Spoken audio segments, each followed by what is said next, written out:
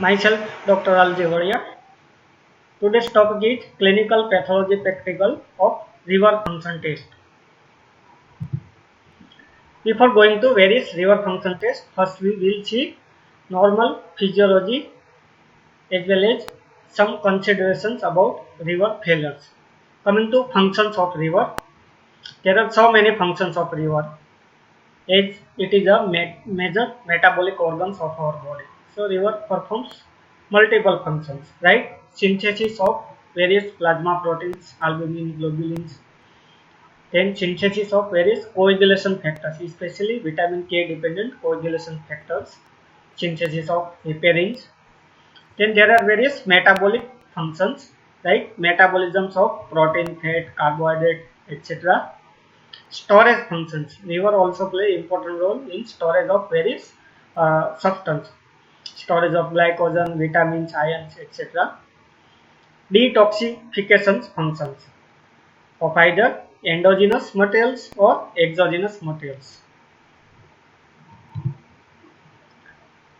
Now, concept of hepatic failures and hepatic disease. Liver function failures can be broadly divided as parenchymatous, or you can say hepatocellular failure. That means there is defect in hepatocytes itself. Parenchymatous cells of liver, that is hepatocytes. So if there is defect of hepatocytes, then there is parenchymatous failures. Then there is failure as a result of portal obstructions, either by various primary causes or various secondary causes. Due to portal obstructions, there is derangement of various liver functions. Then there is failure of excretory functions of liver. And in all these type of failures, usually there is presence of jaundice. So clinically, jaundice is present in all kind of liver failures. Either it is obstructive failures or it is parenchymatous failures. Metabolic function failures can causes gross derangement in protein and amino acid metabolisms, carbohydrate metabolisms, lipid metabolisms, and due to derangement of metabolisms of these macronutrients, there is generation of various waste products like urea, other nitrogenous products. So here excessive accumulations of various waste products, and due to accumulations of various waste products, there is productions of various signs and symptoms of hepatic failures or its complications.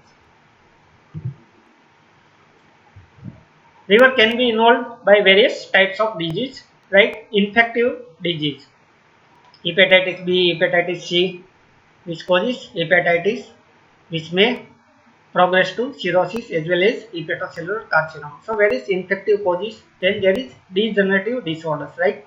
Fatty liver changes. Cirrhosis itself is a degenerative liver disease. Various neoplastic disease, either primary neoplasia, malignant neoplasia, that is hepatocellular carcinoma, or there is metastatic involvement of liver. So various neoplastic process, various metabolic disorders like Wilson's disease, hemochromatosis, then various inborn errors of metabolisms, like especially in children, there is conjugated as well as unconjugated hyperbilirubinemia due to inborn error of metabolisms. Rotar syndrome, Dugin-Johnson syndrome, Creutzfeldt-Jakob syndrome, these all are inborn errors of metabolisms. In some of these diseases, there is presence of hepatomegaly with or without liver function failures. Liver function test can be broadly classified as per below. Test based on excretory functions of liver, then test based on metabolic functions of liver, test based on determinations of hepatic enzymes in serums, test based on detoxification functions of liver, and ultimately liver biopsy. So in liver biopsy, we take a piece of liver tissue, and after that we do histopathological examinations either by routine stains or by using facial stains, as well as sometimes immunohistochemistry, that is IHC stains also used. For convenient descriptions and better basic understanding, liver function test will be discussed here as per below. Test useful in differential diagnosis of jaundice. Then some other tests like serum albumin level, then albumin globulin ratio, alpha beta proteins. These are other tests. and river biopsy. So here river function tests are divided into three categories: tests useful in differential diagnosis of jaundice, some other tests, and river biopsy. Before going to various tests, limitations of various river function tests. Each river is performing plenty of functions. To determine its dysfunctions, numerous tests will be required. So there is no single particular test that can be identified various pathological process, because river has multiple functions. So multiple tests can be required. Plus, each river has got a very large functional and anatomical resource. River is a major organs of our body. Large size plus large functional reserves. So very sensitive as well as specific tests should be carried out. However, detections of mild derangement becomes difficult because river has large functional and anatomical reserves. So whenever there is mild derangement, there may or may not be abnormality in river function test. Other limitations like river function test may be affected by certain extrahepatic factors also, like congestive cardiac failures, then hypovolemic shocks. These also affect river function test. Some type of functional derangement in river can be produced by different pathological process. So to arrive at precise diagnosis, it is difficult. Like in case of septicemia, there may be possibility of obstructive type of jaundice. The pathological process is different than extrahepatic obstructions, but similar derangement in river functions occurs. Coming to jaundice, definitions of jaundice. Jaundice is a clinical term and can be defined as visible bile staining of tissue. Jaundice means there is increased bilirubin levels in blood, and due to increased bilirubin levels in blood, there is yellowish discolorations of skin, sclera, tissue as well as body fluids. That is jaundice. Bilirubin metabolisms. Bilirubin is basically generated from breakdown of red blood cells, and breakdown of red blood cells occurs into reticuloendothelial systems of our body. From red blood cells, hemoglobin is liberated and hemoglobin get converted into heme and globin portions. From heme portions, there is generation of biliverdins. This biliverdin is greenish colored substance or pigments. Biliverdin get converted into bilirubins, which is yellowish colored pigments.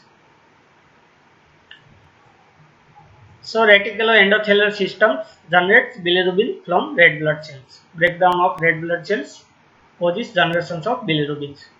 These bilirubins from reticuloendothelial systems comes into blood streams, and within blood streams bilirubin transport by binding with plasma albumins. From blood streams bilirubins comes into hepatocytes.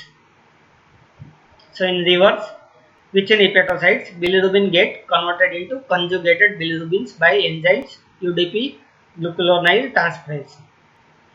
In these conjugated bilirubins either excreted into urine from blood streams, or these conjugated bilirubins goes into biles, and these biles enters into second parts of duodenums. From duodenums, conjugated bilirubins goes into terminal ileum and colons, and in terminal ileum as well as in colons, due to actions of bacteria, conjugated bilirubin get converted into urobilinogen and stercobilinogens. There is also enterohepatic circulations.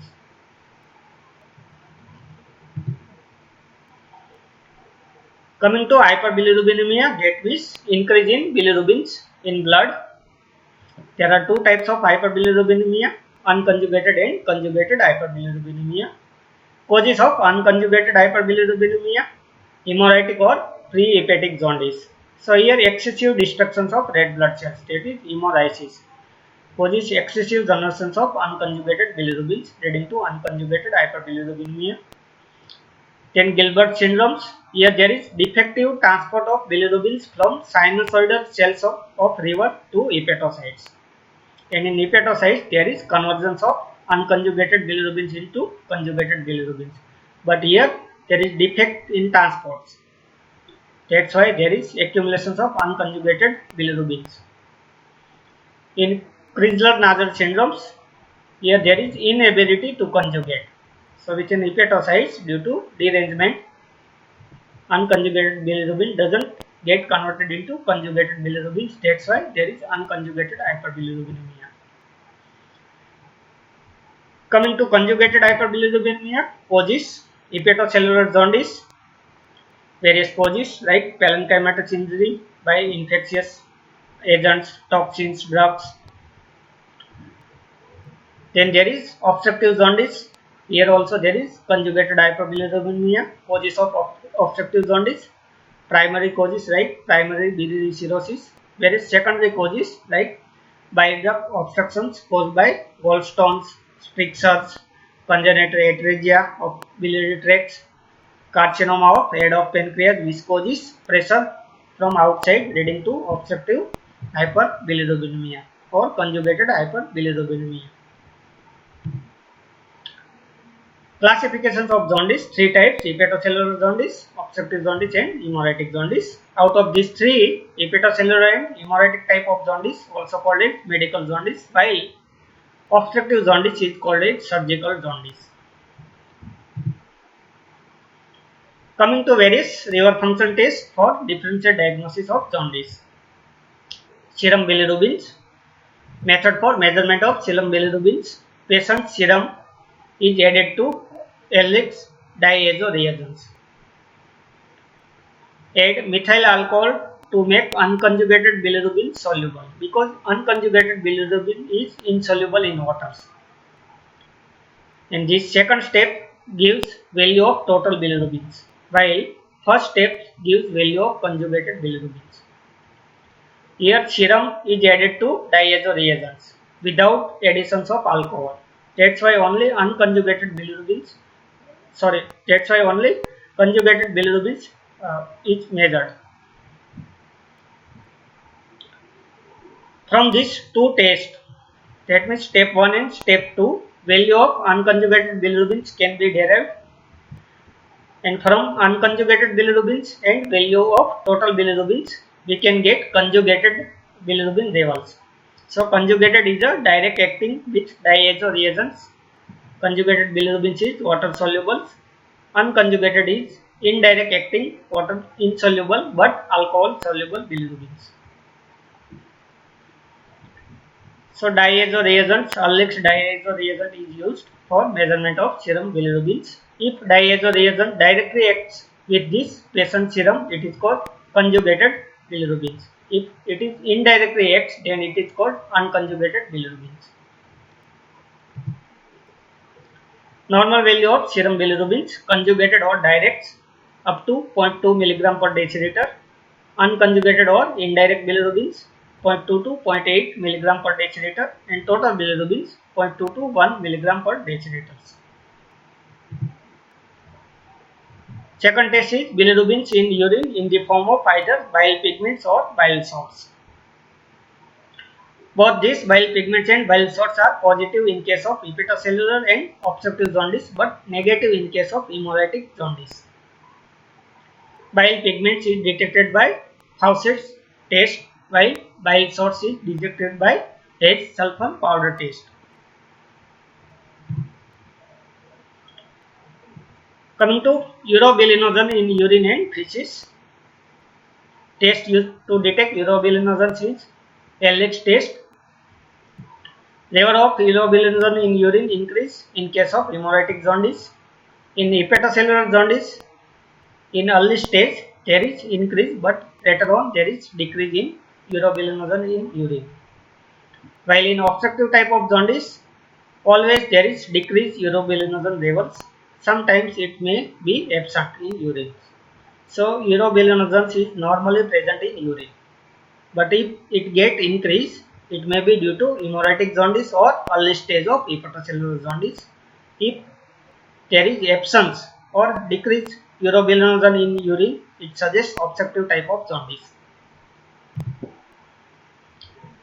Coming to van der Waals reactions, The value of this test is limited. This test is based on the principle that conjugated bilirubin is soluble in waters, so directly acting bilirubins, but unconjugated bilirubin is insoluble in waters and soluble in alcohols. So similar diazo reagents we use for serum bilirubin estimation is also depends on these van der Waals reactions. Some other tests pertaining to bilirubin metabolisms like bilirubin tolerance test, urobilinogen tolerance test. These both tests were used in past but outdated nowadays. Similar to glucose tolerance test, here in bilirubin tolerance test, we inject unconjugated bilirubins into patients and after various time intervals we measure serum bilirubin levels. Similar in case of urobilinogen tolerance, we inject urobilinogens and after time intervals we measure urobilinogens in urine. Coming to various enzymes in case of liver function test, serum aspartate transaminase AST, aspartate transaminase. Other name for AST is SGOT, serum glutamic oxaloacetic transaminase. Normal value of AST 10 to 40 Karman units. Second enzyme is ALT, serum alanine transaminase. Alanine transaminase. Other name of ALT is SGPT, serum glutamic pyruvic transaminase. Normal value of ALT 10 to 30 Karman units. Both these enzymes AST and ALT are cellular enzymes, that means they are present within hepatocytes and are liberated due to cell injury. So whenever there is injury to hepatocytes, there is liberations of AST as well as ALT. So parenchymal damage of hepatocytes causes increased level of AST and ALT. Mechanism of their increase in blood levels is by leaking phenomena by damaged cell membranes. Various injurious agents which causes cell necrosis. So there is damage of hepatocyte cell membranes, and due to damage of hepatocyte cell membranes, there is leaking of these enzymes into blood. ALT is specific for liver disease. However, AST is non-specific for liver disease because it is also found in heart, kidney and muscles. So its increase in liver disease becomes race specific.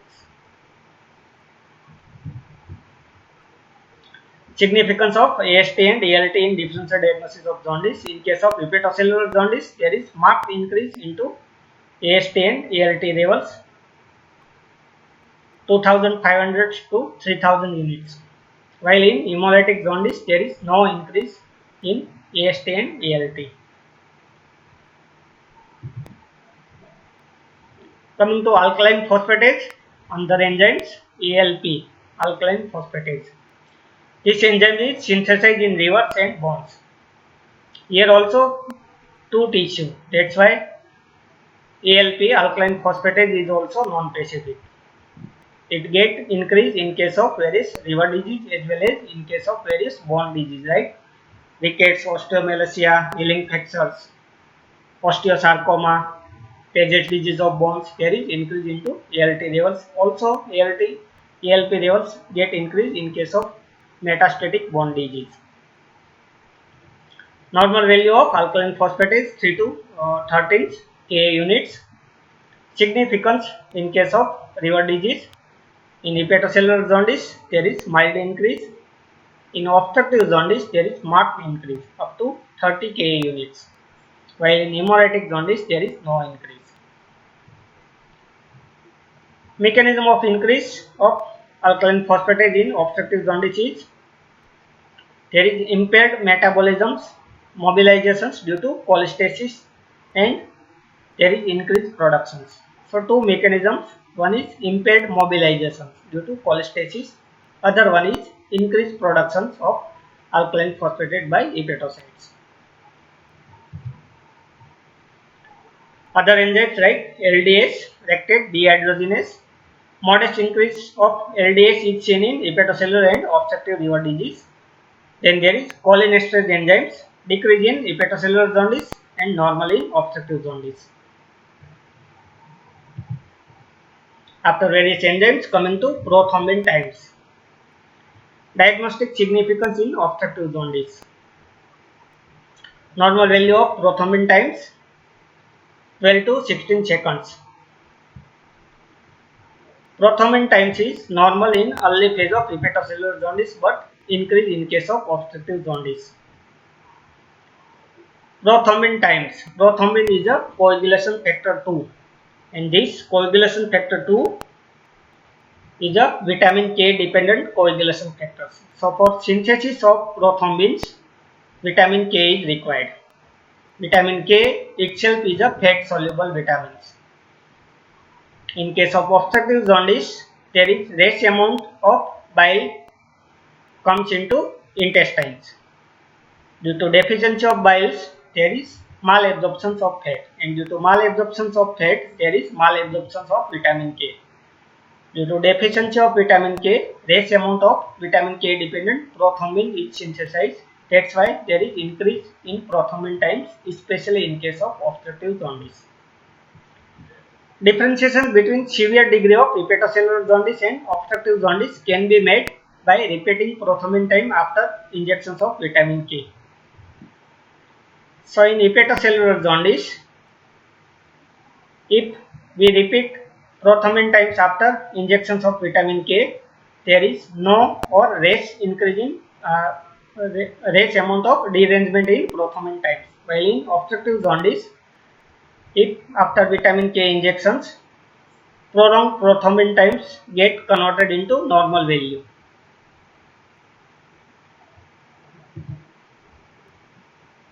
Coming to serum cholesterol and its esterase. Normal level of serum cholesterol is 150 to 250 milligram percentage. Out of this, about 50 to 60% is esters and remaining is in non-esterified forms.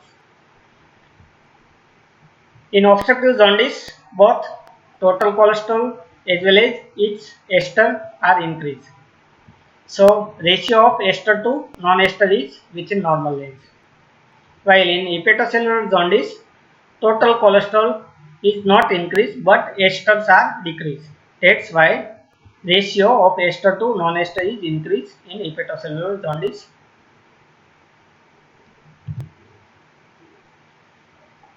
Coming to various test table forms for differential diagnosis of jaundice. Urine bile salts and bile pigments. In case of hepatocellular and obstructive jaundice, there is presence of bile salts as well as bile pigments, while in hemolytic jaundice, there is absence of bile salts and bile pigments in urine. Urobilinogens. Early stage of hepatocellular jaundice, there is increase, but later there is decrease. In obstructive jaundice, absence of urobilinogens in urine, while in hemolytic jaundice, there is increase in urobilinogens. Serum bilirubins. In all these conditions, total bilirubins get increased. In hepatocellular as well as in obstructive jaundice, there is conjugated hyperbilirubinemia, while in hemolytic jaundice, there is unconjugated hyperbilirubinemia. Various enzymes, ALT, AST. In hepatocellular jaundice, marked increase, mild increase in case of obstructive jaundice, while in hemolytic jaundice, all these enzymes are normal. Alkaline phosphatase, hepatocellular jaundice, mild increase, obstructive jaundice, marked increase. Prothrombin times, in hepatocellular jaundice, either it is normal or increase, while in case of obstructive jaundice, there is marked increase. Serum cholesterol and its ester. In hepatocellular jaundice, total is normal, but ratio increase. In obstructive jaundice, total rise, ratio is normal, while in hemolytic jaundice, both total cholesterol as well as ester to non-ester ratio is normal. Van der Berg test, hepatocellular jaundice direct positive, obstructive jaundice direct positive, hemolytic jaundice indirect positive. Some other test, in case of hepatocellular jaundice, there may be SBSAG positives. If hepatocellular jaundice is due to hepatitis due to hepatitis B virus, then there is SBSEG positives. Obstructive jaundice, radiological evidence of obstructions of extrahepatic as well as intrahepatic bile ducts. Hemolytic jaundice, if we perform peripheral blood smear examinations, there is evidence of hemolysis. After differential diagnosis of jaundice by various liver function tests, comes to other liver function test, right? BSP secretion test, bromosulfathalin secretion test. This test is very sensitive and reliable test to detect early mild or latent liver damage even in the absence of jaundice. Drawback of this test: rigorous procedures and interference of extrahepatic factors like shock, anemia, old age. Procedures: 12 milligram of dye. This dye contains this substance, BSP substance. 12 milligram of dye per kg body weight is injected intravenously, and after 45 minutes, blood level of dye is measured. Normally, only less than 5% of injected dye is retained in blood. So, majority get excreted, only less than 5% get retained into blood. In case of liver damage, the amount of dye retained in blood will be proportionate to the severity of damage. So here more than 5% dye get retained within blood. Then coming to serum proteins and their fractions, serum albumin levels, race specific, because there are other causes like kidney disease, there is also race amount of albumins. So race specific for liver disorders. Hypoalbuminemia is directly related to severity of ascites. Progressive increase in albumin levels in cirrhosis suggests better prognosis. So prognostic significance is also there. In acute viral hepatitis, albumin level is usually normal, but when subacute or chronic stage of hepatitis, there is hypoalbuminemia.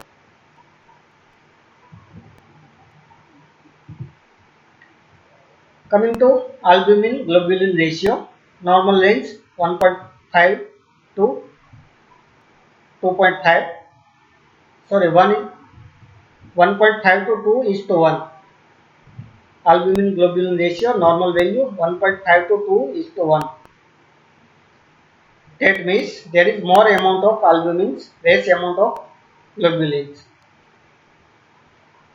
Albumin globulin ratio get reversed in cases of liver cirrhosis and other chronic inflammatory conditions due to increase in globulins and decrease in albumins. So albumin is primarily synthesized in liver. So whenever there is liver damage by various conditions, there is less amount of albumins produced within livers, and various inflammatory conditions also causes simultaneous increase in globulin levels. That's why AG ratio get reversed. Some other tests for fractions of proteins like turbidity and flocculation tests. These are non-specific, having limited values. Their positivity suggests increase in globulin fractions of proteins. Example of this test: thymol turbidity and thymol flocculation test, cephalin cholesterol flocculation test, zinc sulfate turbidity test. Coming to some miscellaneous tests like serum haptoglobulins, increase in case of obstructive jaundice, decrease in hepatocellular jaundice. Amino aciduria, that means presence of amino acid in urine in certain inborn errors of metabolisms. Blood ammonia levels, diagnosis as well as prognosis of impending or established hepatic coma. Hepatic coma is a complication of cirrhosis, and primary culprit for hepatic coma is increased albumins within blood. Then galactose tolerance test for glycogenetic functions of liver. Abnormal test suggests parenchymatous liver damage. Similar to glucose tolerance test, here we perform galactose tolerance test, and if there is parenchymatous liver damage, there is abnormal test. Then uric acid excretion test. This is used for detoxification functions of liver. Sodium benzoate is given orally and excretion of uric acid in urine is measured. In hepatocellular damage, there is diminished excretion of uric acids. Coming to some newer tests, Australia antigen test or SBSAG test. This SBSAG is surface antigens of hepatitis B virus. Surface antigens of hepatitis B virus. This SBSAG is positive in case of early active phase of viral hepatitis due to hepatitis B virus, in persistent type as well as chronic active type of hepatitis during carrier stage, in cirrhotic and carcinomatous test due to hepatitis B virus. Methods for detection of hepatitis B surface antigens: passive hemagglutination technique, ELISA techniques, electrophoresis, river biopsy with facial stains. Nowadays, rapid cards are also available to detect SBSAG positivity. So these are various tests for SBSAG detections. Coming to alpha fetoproteins, it is a glycoprotein primarily synthesized by rivers. It is a fetal antigen, that means in fetal life it is normally present. And alpha globulin in nasal, that's why it is called alpha fetoproteins. Alpha globulin in nasal present in during fetal life. So feto and protein in nasal, alpha fetoproteins. Mild increase in alpha fetoprotein in case of alcoholic cirrhosis as well as chronic active hepatitis, while moderate increase in case of hepatic carcinoma. Hepatocellular carcinoma, there is moderate increase. Alpha 1 antitrypsins. So whenever there is alpha 1 antitrypsin deficiency, it is usually due to genetic disorders. Here there is deficiency of alpha 1 antitrypsin enzymes, and due to deficiency of these enzymes, there is accumulation of mutant form of alpha 1 antitrypsins, which produce either cirrhosis of rivers along with pulmonary emphysema. Pan-acinar emphysema is produced by alpha 1 antitrypsin deficiency. Coming to celluloplasmins, this celluloplasmin is glycoprotein in nasals produced by rivers. Functions of celluloplasmins: it carries or transport coppers in blood. So celluloplasmin is a copper binding proteins, causes transport of coppers in blood. Level of celluloplasmin get decreased in case of Wilson's disease, and Wilson's disease is a one of cause for cirrhosis of rivers. Coming to river biopsy, types of river biopsy or modes of river biopsy: percutaneous needle biopsy, then laparotomy guided biopsy, and peritoneoscopy or laparoscopy guided biopsy. There is also one other types of biopsy, that is transvenous biopsy.